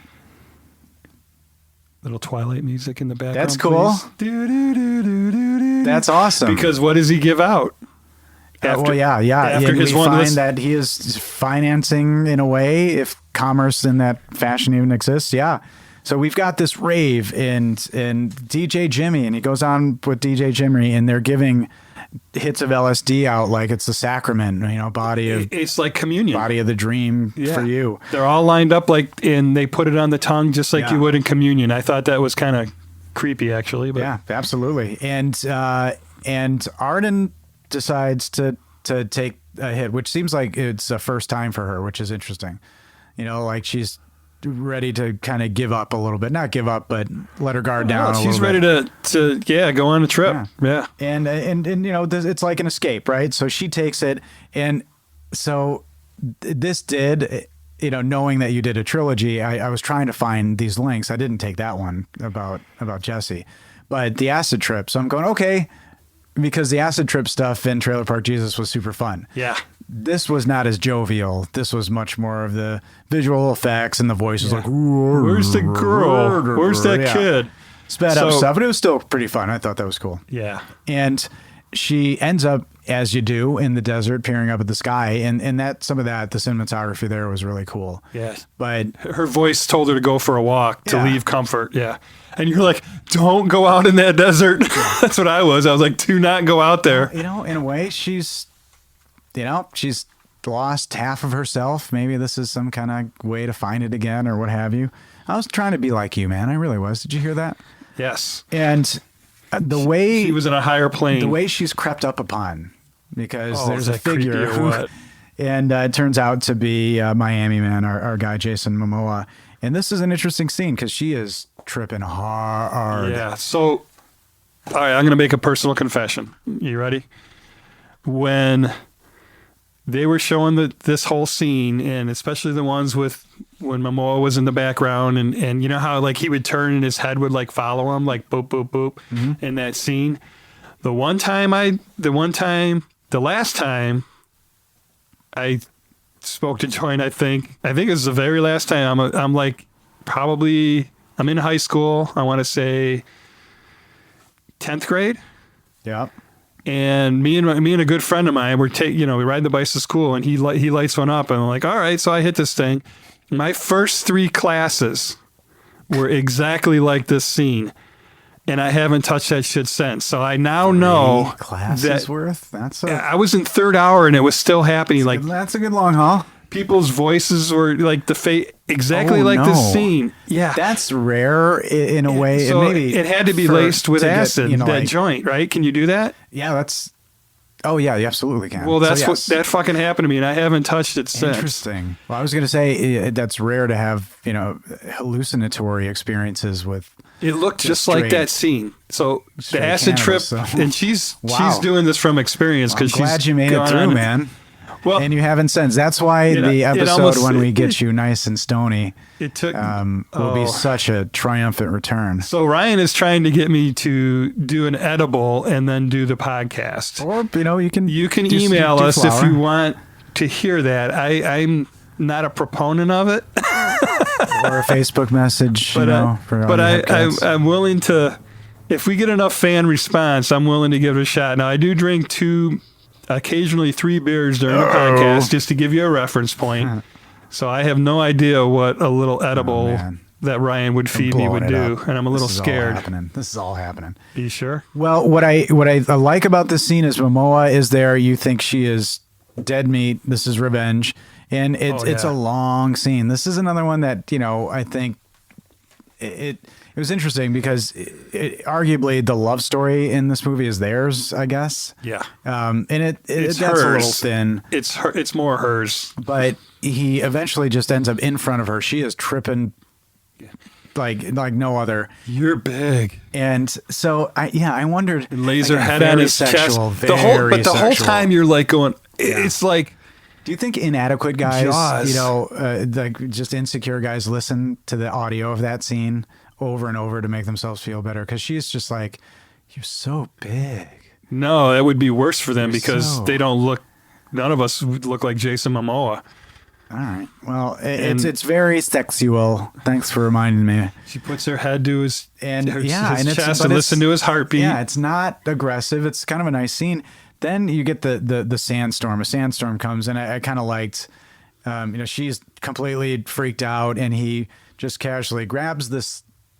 Oh, this is the sheep. next day. And no, isn't it that night? No, it's the next day. They're 'Cause standing there all day and all night. all night. No, the next morning she's laying there without her Oh. leg, and he's hitting her with her That's prosthetic leg and wakes her up and Yeah. says, "You're going to get my daughter, or I'm going That's to kill right. you." And then a sandstorm gets them. And then a sandstorm hits, and then they're together he just looking at kinda each other. calmly, Yeah, puts it over, and there you go. That was kind of cool. having a little notebook moment there. But now we have a moped guy again. And a moped guy shows up, and this seems to be a theme, just mopeds appearing from the. Yeah, a middle bad guy. distance. What name did I give him? Did I give him a name? Yeah, 'Cause he he had- was like, He reminded me in a weird way of Sid Haig. I thought, bald with a beard, kind of like, Yeah. like painted up Captain Spaulding, just messed up looking person. Yeah, But he shows up, and this is where you see the first bit of commerce in that he just says, I want to trade you for that leg. yeah. That's his word. Trade you for that leg. Throw some gas down. He drops, and I'm like, drops oh, okay. the thing of gas down. And there is a very long consideration period that Jason Momoa, his character, thinks conservatively for 3 hours. The next 3 hours of this movie is him thinking about this next move. Yeah, and that's all her direction. That's just how she wanted it. And he goes on he a thought it was long quite a time. challenge to not say anything and just have to ooze out, the feeling. I mean, I went downstairs to refill my the honey roasted peanuts. Like from downstairs, I went to Jessa like, still thinking? Is his eyebrows still pushed together? Yeah. Is he? Not yet. No. And Anything she's happened? like, nope, still thinking. But he thinks for a long time, and he decides to go for the trade. Now, if his end game was to cleaver this man to death to begin with, why the charade? Because the guy grabs her, makes a big fuss, and Yeah, pulls and I'm her freaked away. out at that point. I'm like, oh God, she's gonna get chopped I up. thought the same thing. I thought this guy's stone cold. Yeah. He doesn't want to get his daughter back. Maybe, I don't know. Well, if it wasn't for his daughter, he would have just ate her himself. So he has one throw. His knives are his thing. He has They knives. are. And he takes one throwing knife, bam, and then he takes his cleaver out and Yeah. kills this guy. So cool side note, those are his knives, and he does throw them. Oh. That's a thing he does. When she went to interview him in Atlanta, Yeah. he was in the backyard with his bros, as she put it, and they were throwing knives at a big block of wood. So he brought his own knives, and that cleaver, the meat cleaver that he does all his work with, Yeah. that's an antique meat cleaver. That's his also. Jesus. Well, that's So dedication. He's a bad boy. He's recently single, so good for Oh, all those he was ladies out married? there. Lisa Bonet, for a long time, they seem to be the sweetest couple in the world. And now anyway, okay. shame on us. Look at us, TMZ here. Seen out, single. Jason Momoa just looking to swing. Is that the sexual component that you And we were? find- yeah, not to try. And we find a little bit about his backstory. He starts to speak more, and it's where well, it is what it is. And She asked him, "What's your deal?" yeah, and he says he's an illegal. He was busted for. Now here's The what's accent, happening here. The accent. She No, not is the having. accent. In general, what is happening? She is, as the director put it, a young dumb girl. She's having. She's all she's this. juvenile. She's having a No, totally, kind of crush moment. Like, what's your deal? She's trying to get to know him. totally understand what is happening in the movie. What, like he was an illegal alien. He was deported. Yeah. And that's what's wrong. That's why they And threw him in the what desert. did she do? Like, what is happening? They didn't say what she did. So You mean to get thrown into yes, the desert? what is happening? Because I thought he had to be the going back to Con Air, our Danny Trejo character. I mean, like Johnny 95 or whatever. He had to be some mass murder. And I'm like, he was in the country illegally, and that's why you're here eating people. And but then I see. Did you see the Scarface parallel? Because this whole thing, he lives under a bridge, and he came from Miami. And then like, what did you do in Miami? He's like, I tattooed. I'm not even going to try to do it. Tattooed, construction, a bunch of other stuff. Like, really? You're in Miami just doing this and that, tattoos, and away he goes. Yeah, he showed up on a boat. So when he said he did tattoos, and then she gets excited and starts showing him all her tattoos. So I think we've only mentioned it very few times, but we are in Traverse City, Michigan, the cherry capital of the world. And when she showed the two dangling cherry tattoo on her breast there, I'm like, that looks like Cherry Festival. That looks like the symbol for Cherry Festival. So I thought I'm going to give us that reference. So Wow. we have that July 4th every year. We have one of the biggest festivals in Michigan, and upwards of 1 million people come through Traverse City for Cherry Fest. And our girl, Arlen, is advertising on her breast. Where is my cut of this Cherry Fest money? We're Did they going to just send you a check I'm for working that? for a sponsor, baby. They're out there. They're listening. Oh man, We are local All and homegrown I'll people. start talking about Cherry Fest when you send me a check to do so. Oh no, you Todd's gotta working give before gratis you get. right now. You gotta give before you get. In the tattoo conversation, I threw you way is off. good because it shows her resourcefulness because she gets up close and gets one of, now we know, Jason Momoa's actual knives. And, there's another standoff because they had the sexy standoff when they're in the desert. Just standing off sexy. Now they're having the, like, come at me, bro, standoff where he's like, do it. And Was she pushing the knife into his belly? Yeah. Okay. That's I don't know, whatever standoff. And then he's shot out of nowhere, which was a great little bit of cinema. Yeah. Because I'm thinking, oh, he had a gun and shot her. Yeah. No, wait, did she had a gun shoot him? You just But hear it was it's like, neither blam! of those. He was shot by a third party, Yeah, which was pretty cool. it was. And he's left for dead. And another person who you're like, oh shit. Oh no, it was the previous, no, it's a different guy. This is a new You're like, actor. oh shit, this Yeah. is bad.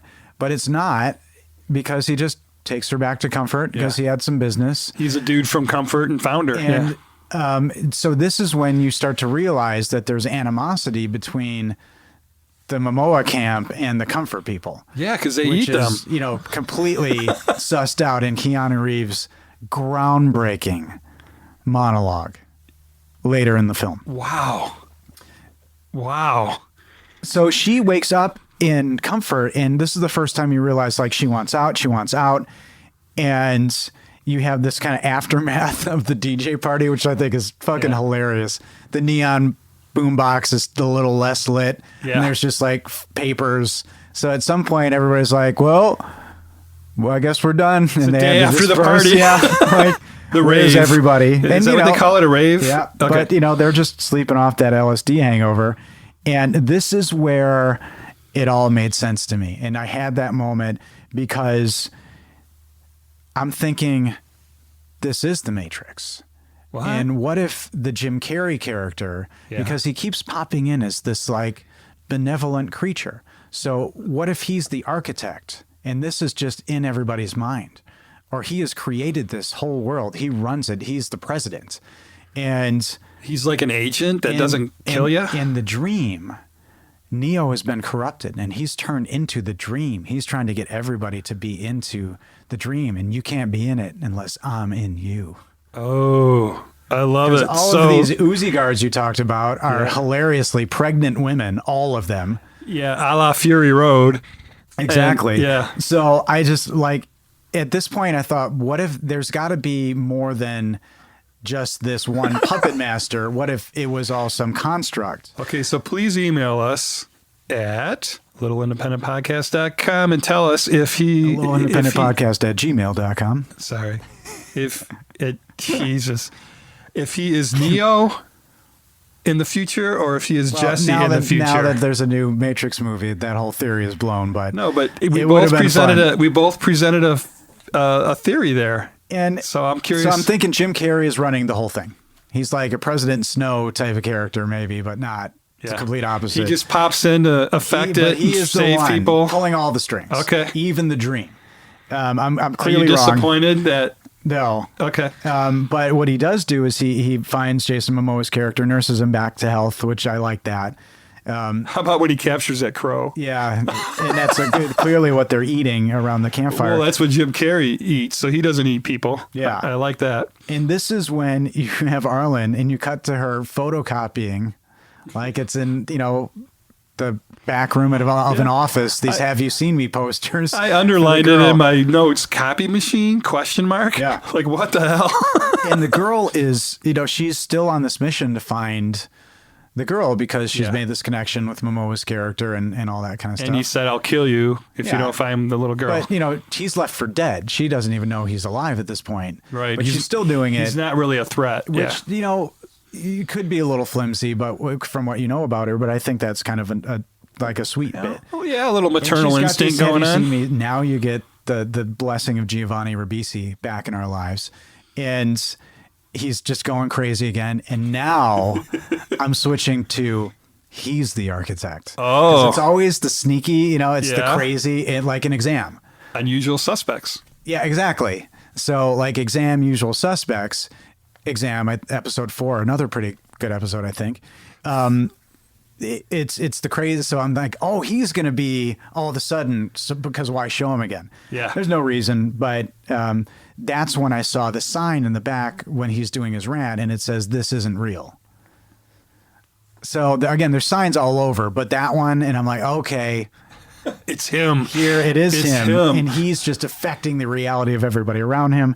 So that was a fun What a little different run. movie it would have been like that. So now we're coasting towards, I guess, the third act of the movie and how it concludes. But I like how she figures out that the kid has been taken because, the kid loses the bunny and the kid's been taken by the dream. Well, she's sitting there, and the harem in white, the pure white T-shirt harem, walks by, and the little girl's with them, and she just Yeah. follows them right back to their house. So they show the kid living with the dream. It's not bad. Pretty nice house. There's About some that shit bathtub, going on. The holy crap! bathtub, With gold absolutely. spigots. She's eating spaghetti. There's Yeah. just They're all tons of pot dressed being in white, super clean, harvested and made. with those big buds that So- he was harvesting. Well, Yeah, from a weed standpoint, Yeah. I will say the amount of plants that they had, not enough. to produce all those buds Not they had enough. laying No, there. no. Okay, I mean, maybe there must be from- a whole maybe from field what you somewhere saw, but yeah, there's where not they're enough. growing tomatoes in basil for the spaghetti. Yeah, I guess so. Yeah, that's a good point. But so what we find is Keanu Reeves as the dream, who those glasses, the mustache. Please watch this movie just for this alone. But he is kind of financing in a way or keeping everybody in servitude, as so you think, Yeah. with pills, LSD, and weed. And again, Trailer Park the Jesus weed looked pretty good. And so it starts to come. He's just an opportunist, right? You see a lot of these movies, and it's people in the apocalypse who just took the opportunity. Yeah. And my favorite example of this is Mad Max Beyond Thunderdome, a movie. A lot of people compare this to Mad Max, but Mad Max Beyond Thunderdome, Tina Turner's speech about who she was before. Yeah. I was nobody, and now I love that kind of stuff. Okay. And I totally see that. so Yeah. I assume he was a plumber, ran a sanitation company, and that's why he's the dream. Or he's an engineer. Yeah. Something, because He's intelligent. he's very intelligent, So- and it's the fact that he has come to prominence. He has this house. He lives in luxury. Everybody else doesn't, but they're placated by drugs, so they're not rising up against Yeah. it. So I've got it highlighted right here, Ryan. Oh my of a God, I'm bitch. getting goosebumps. You're pulling out your phone. This is Cannot live, believe ladies it. and gentlemen. I cannot believe it. Look, in writing. See this? Yeah. Look, clip. And what does it say right next to it? When you shit. Am I Oh my right? God. Did I nail it? Yes. You're I can't believe It only this. took 31 episodes. I did it. Holy cow. I nailed his clip. Okay, sorry. A little is nuts. self-gratification This is there. nuts. Stay Well- with us, people. well- don't leave. No, what does it say? Wow. Okay. Yeah, that was Rambo. Don't leave. When the helicopter flies away, it leaves him there. Yeah. Sorry, okay. So what he's very kind to our lead, and again, but there's so much menace in what you see from Keanu Reeves. Now, Keanu Reeves explains, and I think that the reason he is in power is because he has figured out how to make a toilet happen for everybody.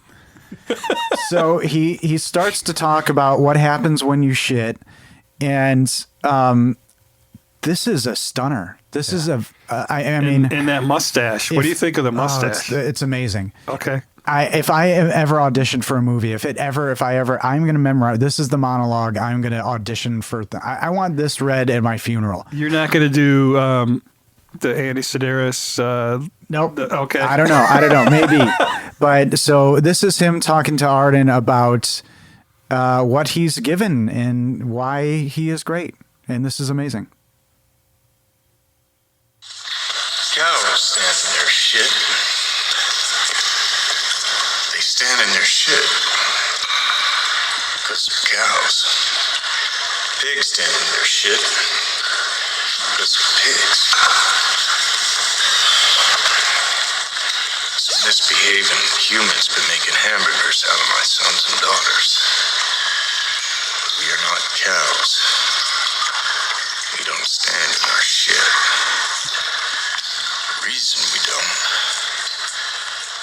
'cause I won't let that happen.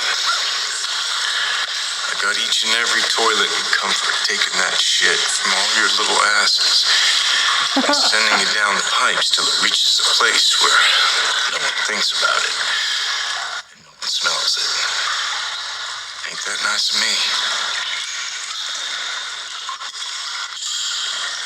And he takes a hit off of his pipe. You know all that water dripping in the Yeah, you background can- is the it's- pool and a waterfall. Yeah, I mean, it's a he's pool. got like he's living well. He's in a robe. He's got like slippers. a Roman Yeah. Caesar empire going on. And it's prefaced by the fact that he didn't want his kids, and I don't, because it's maybe hard to hear in the clip, but he says his sons and daughters, and I think he lays claim to everybody as his sons and daughters. Yeah, I don't know. Cult. And I actually never heard that until just now, Yeah. where he says turning them into cows or hamburger. Yeah, so- I didn't Yeah. hear that. So And thank you for that. And it's it's like he has loathing for those who stand in his shit, yet he, cherishes a hamburger. I love that. But what is all equally menacing is after the conversation about the tomato and the seeds, Yeah. and it's scary as all shit. And he does a great job. Now, what I'm curious about is if there was role swapping at all at any point with these cameos. Let's say between Giovanni Ribisi, Jim Carrey, and Keanu Reeves, were the parts up for grabs? Were they, and I'm sure they made of them what they were, but what if it was Jim Carrey as the dream? What if Giovanni Ribisi? Well, I do know the answer. If that she did go after each of those specific actors on her own. And so she went after Jim Carrey for The Hermit, and she went after Keanu Okay, so they were as a written cult leader. for- And but they didn't know who she was, so they watched her first film. Then they Right. read the script. They didn't know. and said, "I'm in." She envisioned them for those roles, right? It wasn't like I'll do this, I'll do that, Right. Which was an interesting thought to me. This monologue by Giovanni Ribisi, Yeah. or I could see By Jim Carrey and Giovanni switching out, but no, I can't could see anybody but I can see Jim Keanu doing Carrey that. because he is the elder statesman, I guess, of the group. I think he's older, at least than Keanu. Yeah, if he was all cleaned up and dressed in white, he could. They're so talented actors; they could And easily I wonder deliver if he it. wasn't chosen for that because he would have been too fucking Jim Carrey. Like, is he too? Are you just waiting for him to be like, That's not Snowflake. oh, righty then. Yeah. Here's your LSD. That's not Snowflake. So I in movies like this, when you find the backstory, I think that's kind of interesting. But I love that. And he ultimately asks her, "Why do you want to leave? Why do you want to leave? What do you want?" And she looks around and says, "I want what they have," meaning his pregnant Uzi guards. And I loved how, because after watching it the second or third time, you know what she's up to, and I love how she played that so innocently, like she's so in awe of Keanu. And I want what they have. I want to be one of your At disciples. this point, it's bullshit. And all she's trying to do is, and then you find out when she pulls her leg off and pulls the gun out. Yeah. And again, it's great fun filmmaking because she opens the bottom of the foot, which Yeah. just must smell horrendous. Everybody must smell bad. I know they must. And They I don't look it, but that whole thing must just reek to high heaven. Yeah. But she busts the kid out, and it's a pretty funnest little escape. She grabs one of the pregnant Uzi guards and Points gun the gun right at to her the gut, stomach. right at her Oh belly, my God. right at the womb. And gets into one of the faster than light speed golf carts. And it's plausible. And it's kind of funny. What do they call it? A land? What is It's Luke a- drive? The land land speeder, yeah. Yeah, land speeder. Okay. And you see this later. It's like a Rolls Royce custom golf cart or a Bentley or something. Well, that's only what he would. Yeah, so drive. it was geared up. The dream was taking good care of himself. And she says, lay off me or until we get to the gate. And she wants to just spring herself and the girl. And maybe it's She delayed. wants to go back into the shit. She doesn't like shit-free living. Yeah, I guess so. Crazy. And Or she it's a wants to choice. get some of that Momoa. It's a I think yeah, that's she wants to get some of that island love. the Miami man. Yeah, and she, makes her way to the gate. They get out, and Island love. That there- was brilliant. there's and there's this funny. I wonder if it's the just kind of latent kind of lethargy from just tons of drugs, because Keanu kind of comes, he's still in his bathroom. He's like, "Where are you going? Is this really Yeah, necessary? you don't need to do this." And Yeah. nobody's hustling that hard. Like, if they wanted to stop her, they would have stopped her. So out she goes, and Momoa back in with the team, and I think the most 80s ending I have ever seen. In the 2000s? In the 2000 teens? This really, that song playing at the end reminded me for some reason of Something in the Air Tonight by Phil Collins. Oh. There was a melody that kind of, and they just kind of all sit down by the fire, and Yeah, they kill the rabbit. well, the pet little, rabbit The little would girl survive this screaming whole for ordeal. spaghetti. Oh, she wants spaghetti. Yeah, Yeah, and her first words, right? Yeah. And the reality is, there's no spaghetti outside of those walls. So he just, all right, you're hungry? He grabs a rabbit from her. So the end totally perplexed me because Yeah. I'm like, what a little shit. This girl's first, she's used to the lap of luxury already. Yeah. What a little shit. I want spaghetti. And then he's like, this is happening. There goes the bunny. You want to eat? Here you go. And the last shot is of her crying, eating her rabbit. Yes. Jason Momoa and Arden gazing at each other lovingly as the camera pans slowly back like an 80s movie with an 80s song, and we're done. Okay. So it took me, 3 times of watching it to come up with a theory on that. So when she says the line, what if all the things that happen to us happen so that all the things in the future can happen next? When she says that line to him, that's her like big come on to him. She's got a bad boy crush. And what Anna Lily did say, this was a dark fairy tale. And fairy tales end, with boy gets the girl or girl gets the boy in this case. Yeah. And they're just staring at each other, contemplating their future, because she gave up all that luxury It's a to dark get ending. the bad boy. But it's dark. One of the more, I think, and even all the reviews, nobody's talking. This is one of the bleakest endings of a movie I've ever seen. She made Like, a huge decision. The kid crying, eating its own bunny. Yeah. The only thing it emotionally ever probably connected to. And Keanu said when she left, the last thing he said to her was, "Whatever you do, take care of this rabbit." Take care of that rabbit. Yeah. Yeah. 'cause So he knows just what that another means. shot in the gut. Well, this was an interesting ride to watch the second time. I had so much fun. I was up, I was down. It was super fun. Reviews. Did you write anywhere "I'm depressed" in your notes? No, definitely never that. Because you had, with Yeah, Winter's there's Bone, you been a wrote it few. 5 There's been a times. few. So there are a lot of negative reviews. Lots. It's Oh, yeah. not very well, I guess, reviewed.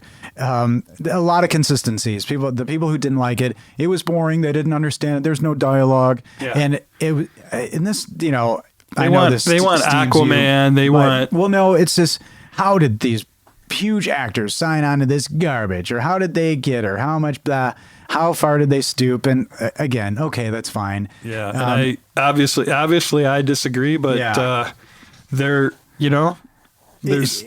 I get it. It's a slow burn. It's artistic. One thing that I really, really honed in on, though, is somebody in one of the reviews said the main character she had her right arm and right leg cut off, leaving her erotically disabled. Oh my God. Because Did you type that one down? Are you reading that erotically one? disabled? Oh Yeah. my God. I was like, I don't even know what to say to that. Yeah. And again, she's not sexualized in the movie, but, and I've said it's a very sexual movie, all the undertones. Yeah. But she does feign at one point to either need to or whatever, but erotically disabled. So here is, I'm going to start with our bad review. And it's titled, it's a 1 out of 10 from IMDb, and it's titled A Wonderful Holiday Movie for All Families. What? My family watched this movie over the Christmas holidays. It's a heartwarming story of a little girl named Honey, who was cared for by a young handicapped woman, Arlen, after the death of Honey's mother. Honey is later taken away from Arlen and unlawfully adopted into a wealthy foster family because the family assumes they can provide Honey a better life and comfort than Arlen can. After much turmoil and struggle, Arlen manages to get custody of Honey back again, rescuing her from the domineering foster family. But shortly thereafter, Honey's father suddenly shows up again, and we assume this means Honey will once again be taken from Arlen. But the best part of this touching movie is its happy ending. The handicapped Arlen and Honey's father form an unexpected, strong, loving relationship, and after all the hardship and emotional stress, Honey finally has a happy family and lives in comfort with her father and Arlen. Suki Waterhouse puts in a superb performance as Arlen, but what is truly amazing is how real her amputee handicap and prosthetic are made to look through special effects. Jason Momoa does a good job playing Honey's father. He's depicted in this film as a man with a slight speech defect and eating disorder. Oops. Keanu Reeves plays the head of Honey's temporary foster home. He plays a dreamy, wealthy, but strange ladies' man who is obsessed with the plumbing in his large, luxurious estate. I think this movie will become my family's new favorite Christmas movie, replacing It's a Wonderful Life. I recommend it as a traditional holiday movie for all families. Wait, that was the bad review? Not. Kidding aside, the following is my real review. Oh, Jesus. You got me. On a talent scale of 0 to 10, I'd put Anna Lily Amirpour at about -5. Daring to call herself a writer or a director and call this movie is an insult as much as a joke. All right, please email me his name. Anyone involved in writing, directing, or producing this pathetic puke and daring to call it a movie should be prosecuted for fraud. Ed Woods could rise from his grave and sue these people for slandering his profession. This is not a movie. Anna Lily Amirpour is not a movie director or a screenwriter. The actors in this rot have wiped out any and all credits that they may have previously accumulated. They've reset their resumes back to a blank sheet and their slates back to 0.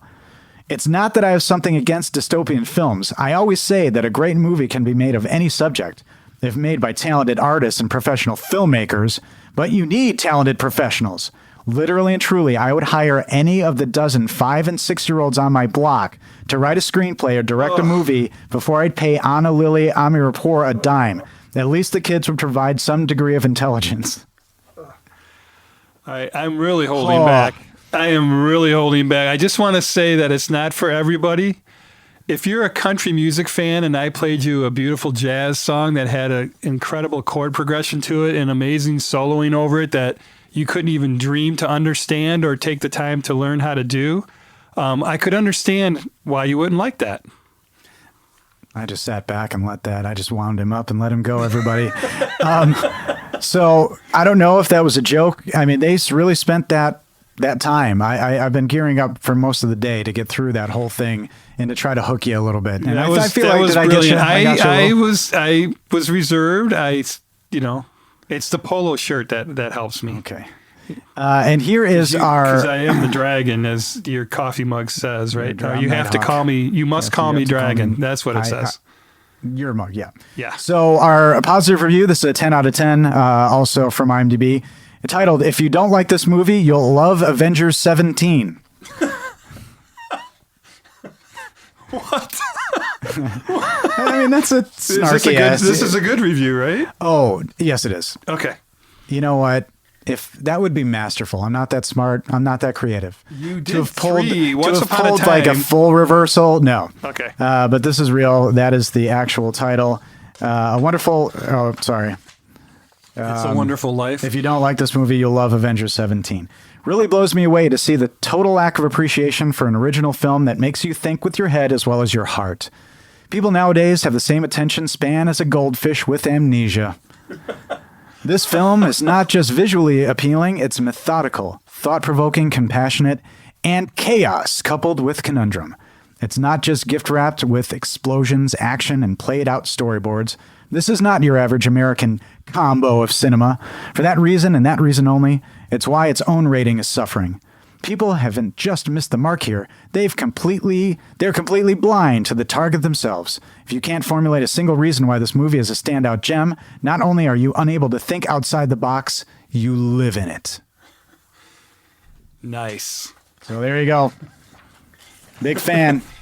Fucking don't like this movie, you live in that box.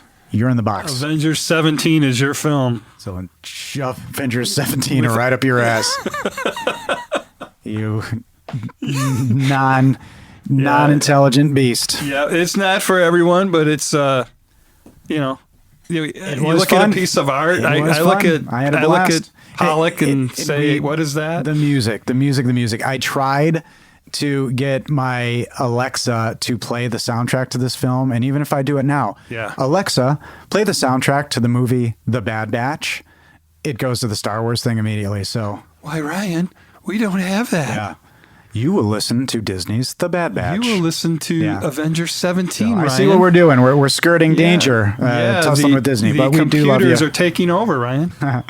But a lot of fun. Thank you for listening. And again, email us at alittleindependentpodcast@gmail.com with any thoughts, feelings, ideas, emotions, haikus, poetry. And Todd, Yes, Ryan. we'll always have Monty Doro. Who are those guys? Who are those guys? You'll love it. It's just a little Love it. It's just as Like- independent. You'll love it. It's just a little independent. You're gonna love it. It's just a little independent.